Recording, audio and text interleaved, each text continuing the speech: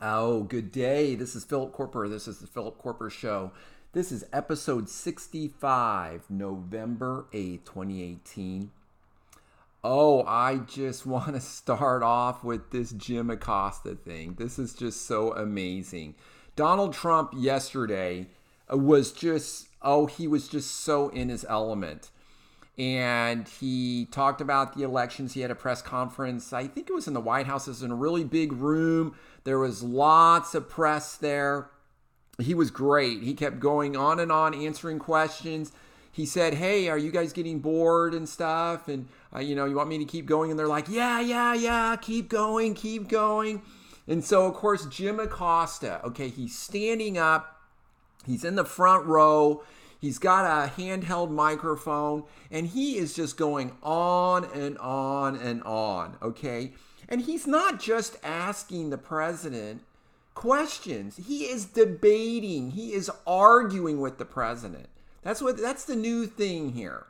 They will just argue with the president. They'll argue with the Donald, okay? And President Trump, the Donald is in his element. This is in front of the cameras. This is where he is at his best. This is where he is tough. He needs an adversary. This is one reason why, looking for the silver lining here on the House and losing the House, he's going to have an adversary. Nancy Pelosi or whoever the Speaker of the House is going to be. It's going to be a Democrat. This will be an adversarial relationship. The Donald does really well with an adversary. Oh, by the way, do you notice where there are any riots in the streets? Are people yelling and screaming at the stars? Are people just not showing up at work because the Republicans lost the House? Oh, no, there's nothing. Absolutely nothing. Okay? Republicans, when we lose, and we're a little bit sad. But life goes on for us. Okay, most of us are people of faith. We believe in God. We don't think the earth is going to stop rotating if the Democrats win. Oh, it's such a difference when the Democrats, they just freak out. And so Jim Acosta will not shut up, okay? He is going on and on and on. And so the Donald goes, okay, enough. And then let's move on, okay? So he calls on another reporter who stands up. And so the White House intern lady goes over to get the microphone from Jim Acosta, okay? And he will not give up the microphone. She reaches for the microphone, and he takes his left arm and blocks her arm down. Okay, and uses his left arm to grab, have two hands hold onto the microphone. Oh my heavens. This lady is just surprised because she's like going to grab the microphone. She's looking at the next guy to take it over. Oh no, Jim will not give it up. Oh, he will not give up the microphone. I mean, this guy is just unbelievable. Okay, unbelievable. They want the Donald to be presidential. They're so mad at him because he's not presidential, okay? And then the media, they want to just debate and argue with the president of the United States. They're not being very professional at all. And so anyhow, so NBC News, so eventually, so the other guy stands up and the Donald calls on him. And then apparently Jim Acosta finally gives up the microphone. I mean, got to pry it out of his dead hands. And this other guy gets the microphone and he goes, oh, by the way, Jim Acosta works really hard. I totally support him. And so what does the Donald say? He goes, I really don't like you either. You're really not one of my favorites either. It was so funny. So funny. Oh, before the Donald said that, the Donald said to Jim Acosta, oh, why don't you just let me run the country and then you can run CNN? Okay. And then told him that he's a very bad man. He's very rude. Okay. He doesn't treat people well. The Donald ripped on him for not treating Sarah Sanders well and other people. He is rude. Okay, Jim Acosta he reminds me of James Comey. I saw a tweet of James Comey. I voted and he's knocking on doors now. Look at me, James Comey. Oh, And so Jim Acosta draws so much attention to himself.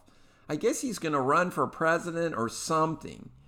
But anyhow, and then of course CNN just loves this. I mean, they sent out a statement today. Oh, we just love Jim Acosta. We totally support him. Oh, anyhow. Now, the Donald, in all fairness, the Donald needs the press. Okay, and the press needs Donald. Okay, they both need each other. But Jim Acosta just, this is such a political stunt. So NBC News reports on this. This is hilarious. This is the fake news that we complain about. Breaking. White House aide grabs and tries to physically remove a microphone from CNN correspondent Jim Acosta during a contentious exchange with President Trump at a news conference. John Ekdahl reports, I love that NBC, which just loves bearing stories of male misconduct, frames this as the 90-pound woman being the aggressor. I mean, this is so true, okay? This is so true. And then Sarah Sanders released a statement. President Trump believes in a free press and expects and welcomes tough questions of him and his administration. We will, however, never tolerate a reporter placing his hands on a young woman just trying to do her job as a White House intern. Oh, so Jim Acosta retweeted that, and he said, this is a lie. I mean, it's not a lie. You can watch the video. His left arm goes down on top of her right arm, reaching for the microphone. She's reaching for the microphone. Donald said he was done, and there was a new person who was going to ask a question. Jim Acosta is done. Donald is running the press conference, not the reporters. Oh, it's just unbelievable. And so Jim Acosta, he just calls Donald a liar. Boy, look at the vitriol. They complain that, Donald's so divisive. Who's being divisive here? Okay. How professional is Jim Acosta being? No matter how the president acts, can you imagine them treating Barry Obama like this? Oh my heavens. Of course, they would say racism, of course. Just like Andrew Gillum, gets a tough question. Oh, that's racism. So, I mean, unbelievable. It's just, actually, it's not unbelievable. I don't know why I keep saying that. This is really just believable. There's a funny article in American Spectator, by Dov Fisher. And so it's entitled, Acosta's Last Stand. Big mistake to lecture the president when he's being presidential. It's going to cost him. That's true. The Donald was really on good behavior. He's up there. On a side note, I love what the Donald said about Jeff Flake. They were saying, you complain about some of these people retiring. Basically, are you forcing them into retirement? And then Donald says, Jeff Flake, yeah, I got rid of him. And we're better off. America's better off with Jeff Flake. I totally agree with the Donald on this. Like I said before, I used to be a huge supporter of Jeff Flake. He was such a great conservative congressman in Arizona. He was awesome. Was at the Barry Goldwater Institute. I mean, super awesome guy. He was like my hero there. And then he got into the Senate and he just turns into a leftist. Unbelievable leftist. So glad. And it's great. Donald pushed him right out, forced him to retire. I think that's awesome. And then they're also talking about Paul Ryan retiring. And there were like over 100 Republicans in the Congress who retired. Trey Gowdy, is retired. And Chavez, Jason Chavez just, he's a Fox News guy. He wants to make a bunch of money now. He's out. So yeah, some of these Republicans did retire, and that's not going to make it easier for us. More, incumbency is a big deal. It's easy to get reelected usually when you're an incumbent. So anyhow, this article by Dov Fisher talks about that.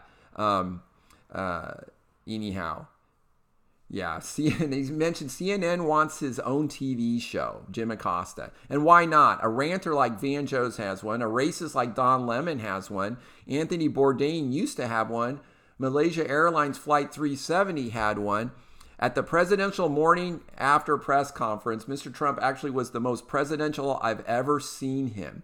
Look, we are talking about Donald Trump here, so the baseline is what it is. Thus, we not only heard the president rightly point out that his remarkably energized personal campaigning efforts had helped nudge several GOP Senate candidates victoriously over the finish line, but we must also got a Schadenfreude litany of all the Republican candidates who shunned his personal support and proceeded thereupon to lose. This is Donald J. Trump of Queens, New York. It's so true. Anyhow, Cocaine Mitch gives credit to the Donald for helping out in the Senate, okay? And all of his awesome rallies, which were very energetic. I went to one. They're awesome. The Donald is great at rallies. He was great at getting us all fired up. It's just totally awesome. And so anyhow, just really a great job. And so Jim Acosta, I mean, he's just an attention whore. He just loves all this attention. He's just like James Comey. And anyhow, he just draws a lot of attention to himself. Jeb Bush weighed in on this. The media is not the enemy of the people. The freedom of the press is protected by the Constitution. Presidents never enjoy pointed questions from the press, but President Trump should respect their right to ask them and respect Americans enough to answer them. I mean, what is Jeb Bush talking about? This is the old Republican guard that we just get trampled on. The left just tramples over us. Okay, this is unbelievable. I love Derek Hunter's response to this. When a journalist, in using quotes, seeks to debate the president rather than ask a question, they cross the line into activism. There's a reason you lost, Jeb. You take a punch to the face and apologize to the person who hit you for hurting their hand.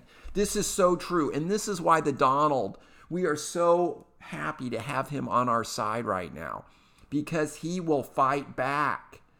CNN is the enemy of the people. That NBC report of what happened to Jim Acosta is fake news. That is not the truth.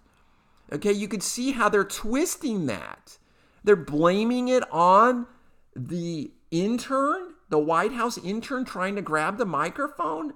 Unbelievable. You watch the video, you will see Derek Hunter is so right. Jeb Bush is so wrong. So, yeah, just totally, really just totally amazing. Just really amazing. So, I just really think that Jim Acosta is wrong. And he's just being in this grabbing attention.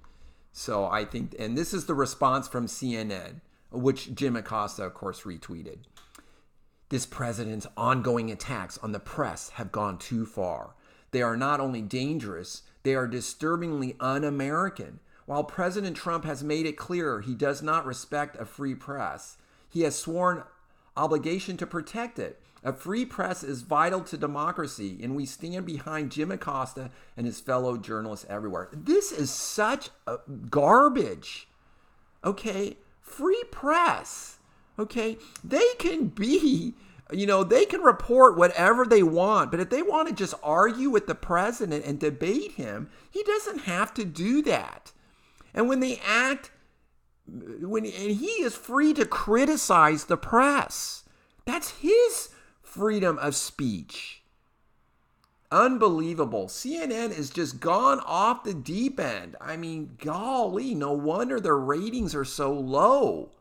It's unbelievable. I just searched in preparation for this podcast a story on Stacey Abrams. And what comes up first in my Google search? I mean, Google knows who I am. CNN comes up every time. I'm just like, Fox News is nowhere to be found. I have to Google search Stacey Abrams Fox News to get the Fox News article. Okay, I just want to I want to know what Stacey Abrams is up to. I know she wants a recount. I know she's a typical Republican like a Democrat like Al Gore, HRC. These people never concede an election. Okay, they're such poor sports. Stacey Abrams not going to concede, of course not. Going to drag this out. She's trying to be governor of Georgia. She lost in the vote tally to Brian Kemp. So it's just, this is what they're going to do. Dan Rather weighed in on this. Oh, yeah, I bet you're interested to hear what Dan Rather says. News, the White House pulled Jim Acosta's credentials is not an attack on one journalist, but all of the press. There should be complete solidarity. This is a moment for any Republican who says they believe in the Constitution to stand up. This is such garbage. So anyhow, I didn't mention this, but it was so awesome. When Jim Acosta went back to the White House, Secret Service took his White House credentials away from him. So didn't let him in. Good. Punish. We need to punish Jim Acosta. I mean, he's acting like a jerk. It's a privilege to be in the White House press corps. And this, we don't need him. Get somebody else. Let CNN send somebody else. Okay. Now, I know this is a fine line and we push back and forth, but this First Amendment of the press doesn't mean they can just be absolutely crazy and debate and argue with the president and throw eggs at him every time they see him. No, we want a little bit of civility here. Okay. And to blame this on the Donald is just so typical of these guys. Hilarious. This is really funny. So, of course, Jim Acosta, being the attention whore that he is, he started videotaping the Secret Service guy taking his credential off his little lanyard thing, okay? And so Dr. Daryl Scott tweets, why didn't Acosta refuse to give his hard pass to the Secret Service like he refused to give the microphone to the female intern? Wonder how that would have worked out. It's so true. Okay, so after this Yamiche Alcindor, okay, so she gets up and she works for PBS, and she starts asking the Donald. She goes, well, some people think since you're talking, support of white nationalists, some people are kind of concerned about this. The Donald interrupts her and says, I think your question is very racist, and I'm offended by that. This is so insulting. I mean, I don't believe any of this. Okay, I believe in nationalism over globalism right now. I like the world too, but we've got a lot of problems here, and we need to help fix this. This is a racist question. This is so amazing. Okay, this white nationalist thing. Where is this coming from? This is just so made up. So this is the question, basically accusing, and those other people, who are worried about you're emboldening white nationalists, that's just her. Okay, who are those people? Whatever. This white nationalism is just, what is a white nationalist? Michael Knowles was talking about this. I mean, what country just allows white people? There are no white nations. This is just retarded. Okay. And so, she's just accusing him of being a racist. And I love that Donald calls her out on it. This is such a racist question. Why is she doing this? Oh, it was sweet. Oh, it was just great. I love how the Donald stands up to her. I love it. We need to stand up to her. We need to stand up to Jim Acosta. He needs to do it. And he is in front of the press all the time. The Donald loves the cameras. He is great at being in the press. He gives the press so much attention. I mean, just even in this press conference, like I said before, if you guys get bored, we can wrap this up. Oh, no. They love it, okay? They get to be in the spotlight. He's in the spotlight. He gets to air his opinion. I love it. It's all off the cuff. It's brilliant. So brilliant. Very proud of the Donald. I think he handles this just brilliantly. He's tough. It's great. So the election, the Democrats were talking about health care, supposedly Schumer and Pelosi were saying, well, the Republicans don't want to talk about health care. There's another article in the American Spectator by Hunt Lawrence and Daniel Flynn about health care. Americans spend about $3.5 trillion collectively on health care, about 18% of gross domestic product, and more than $10,000 per person on healthcare annually. Of course, most of that money is spent like in the last 30 days of your life. I see this in the hospital. Patients get really sick, and we try everything we can to save them. We throw the kitchen sink at them. We give them tons of blood. We do all these other things, operate on them, try to save them. I wish we had this crystal ball. We could tell who's going to survive that and who's not. But so much money goes into taking care of these especially sick patients. He goes on in this article, those guys, this stings because in 1990 we spent about 12% of GDP on healthcare. In 1970 we spent about 7%. And in 1950 we spent about 5%. So it's gone up. Healthcare is expensive. We got a lot of new technologies. We can do things. I know that a lot of the Medicare patients, when they get cataracts, if they want to get the fancy lens implants, so they can see better with astigmatism and things like that, that costs extra and they can't afford it. We have these new technologies, MRI scanners. MRI scans, I guess, cost $2,000-$3,000 a piece, where just a chest x-ray is going to be just a few $100s. So a lot of the new technology costs a lot of money, and it's making things more expensive. And so healthcare does cost more. What's the solution to healthcare? My simple answer is just competition in the healthcare market. There's a lack of competition. Things stagnate. Hospitals don't progress. So it hurts. But the American healthcare system, the delivery system, is the best healthcare in the world. I don't think anyone would argue that. These dignitaries all across the world come to the United States for health care. So we've got excellent health care, excellent providers, excellent technology, but it is expensive. And as I mentioned earlier, everyone can't enjoy health care, and everyone get all the services that they want and expect the cost to be low. That's going to be very expensive if everyone gets what they want. And so anyhow, giving the patients as much control over their health care and their health care spending is the best way to do it. It's the best way to have competition, and because only competition will drive costs down. So integrating that into the system is the way to go. Unfortunately, we're moving away from that. We keep moving in the United States to more of a single payer system. Medicare and Medicaid keep growing. And so it's more of the federal government is paying the bill. Therefore, us as patients, we have a less say-so in what's going on and what we get done and the options we have. So anyhow, this article just mentions, and I agree that the Republicans need to think about this. Americans want this. And maybe this is something we can work out with the Democrats. I hope so. And mentioning that, Tucker Carlson was really smart last night. He says, Democrats just won back the House of Representatives after 8 years. They're thrilled, obviously, but they don't appear to have any idea how they did it. As of tonight, there really is no Democratic program or message. There is only Donald Trump, whom they despise. The entire Democrat platform is him. I noticed this. I was watching CNN yesterday morning because I wanted to see how they were reacting.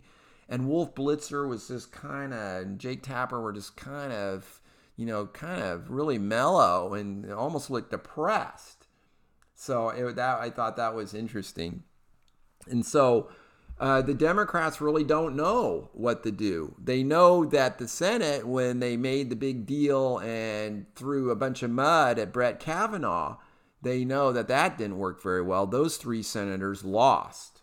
So those 3 Democrat senators in those Republican states lost. And Joe Manchin, who is a Democrat senator and a very Republican West Virginia, he got reelected.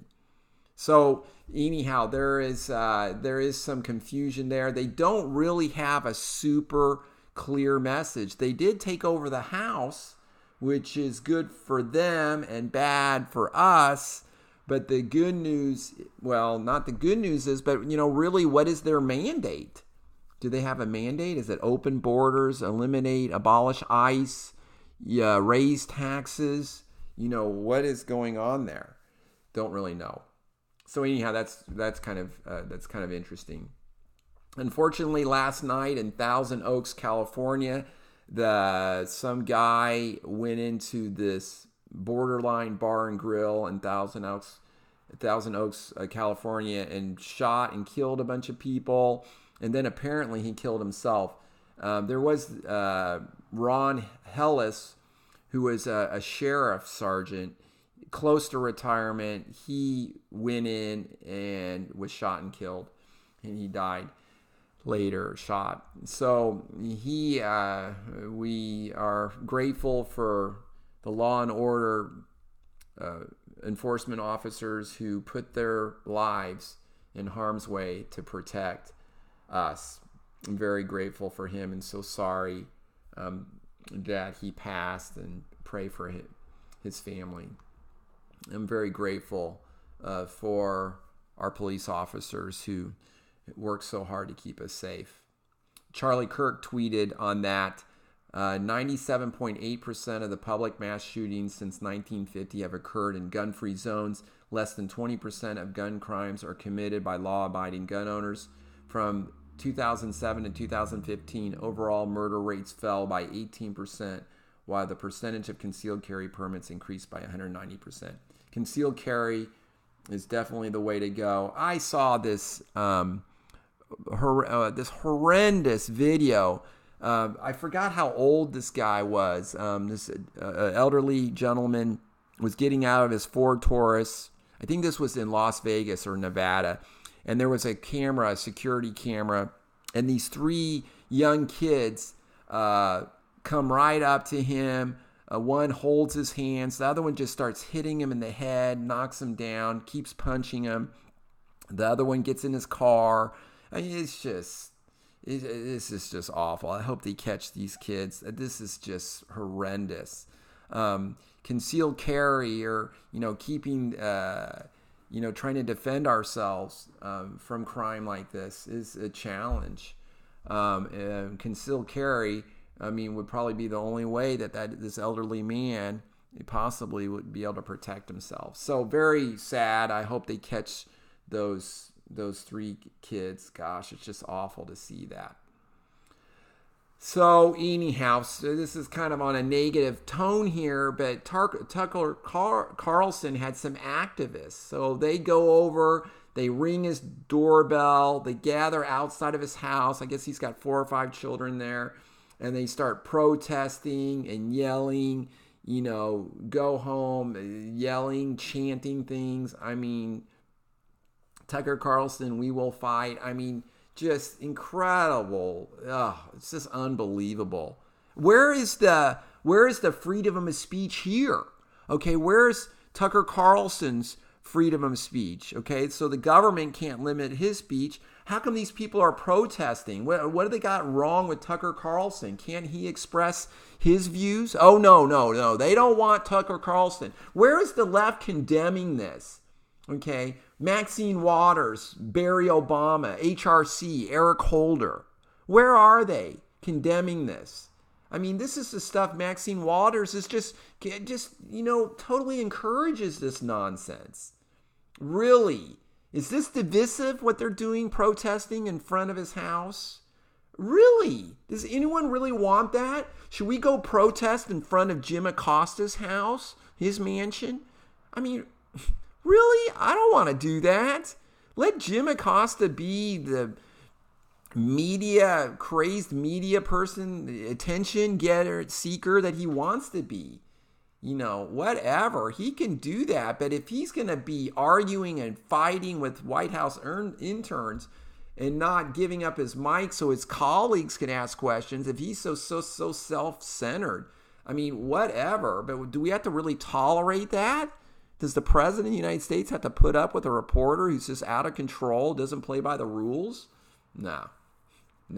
There's such hypocrisy here, incredible hypocrisy.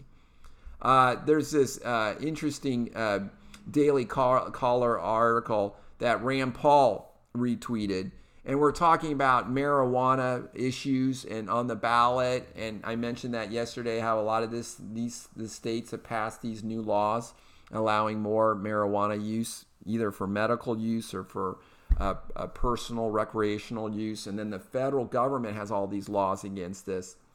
So they're trying to harmonize that. This is a tough issue. I have been very libertarian about drugs, totally against drug abuse and things, and possible solutions that we can do, or things that we can do to help people rehab from drug abuse, but not encouraging it. This reminds me of the story that I have when I was volunteering at a homeless shelter in Lexington, Kentucky. And so I would go there and volunteer. And this was a day center. This is a place where the homeless people could go. The donut shop sponsored donuts, coffee for them, shelter. They had lockers there they could put their stuff in. And then there were shelters at night that they could go stay in. And so I would bring my sack lunch there and sit down and have lunch with these homeless people. This is a real interesting situation. I have never really gotten to know homeless people before. Usually, I would give them a McDonald's card or something with money on it so they could go eat at McDonald's. I would interact with homeless people like on the street that way, but never really sit down and talk to them. Usually they can be quite threatening. And a lot of them have psychiatric issues, and they can be quite dangerous. So anyhow, I was visiting with these guys at this table. This one guy I was talking to, and he just came in from Indianapolis, and I was asking him why, and he was telling me, he goes, well, I heard here in Lexington there's lots of services, and lots of things for us, and so I came here to get that stuff. And I'm thinking, gosh, what am I doing volunteering at this center, encouraging these people to come from Indianapolis to Lexington, Kentucky, just so they can... This guy who was young and seemed quite intelligent and, capable of work. Really, I was a little bit confused. And actually, I stopped volunteering there just because I felt like I was doing more harm than good that I was encouraging in this. This is such a delicate balance in trying to help the poor, to help the needy without emboldening them or encouraging them to be not working, to be lazy, or to encourage idleness. Oh, such a difficult thing. I've mentioned before that my church, I think, does the best job at the needs of the welfare. The Church of Jesus Christ of Latter-day Saints is just very good. Our local ministers, our bishops and branch presidents will meet and sit down with people in need, work out plans for finances, help them for short-term needs, and try to work them into jobs or other situations that we can do to help them, getting family involved where possible. Very awesome accountability, and to try to preserve their dignity. They can help clean the chapel or rake the leaves at church, do things so they can work, anything that they possibly could do. Just so awesome. I think our government does such a terrible job of helping the poor people. So terrible. And it's our fault for allowing it to happen. Charities and other organizations are so much better, I feel, at helping with the poor. I mentioned before, Jim Gray in Lexington, Kentucky, our mayor, has done such a great job. I give him a lot of credit with helping with the homeless situation, encouraging us not to give any of the panhandlers anything. And there are buses that go around that they can get in, and they take them to job sites and other benefits, soup kitchens and things like this, to this daycare center that I used to volunteer at, that the police department was actually raising money to fund. So a lot of private funds helping them in different ways. If the government's going to get involved, I like the local government, like a city government. I think can do so much better than a federal government. So I mentioned Stacey Abrams. Yes, she hasn't conceded. Oh no. I think she's behind by like 65,000 votes in Georgia to be governor. Yeah, it looks like she's behind by 60,000 votes. So anyhow, he's got 50.3%. So I don't think there's a runoff. If I remember right, if it's below 50%, then there's a runoff. So anyhow, she's trying to force a runoff. Anyhow, typical a Democrat.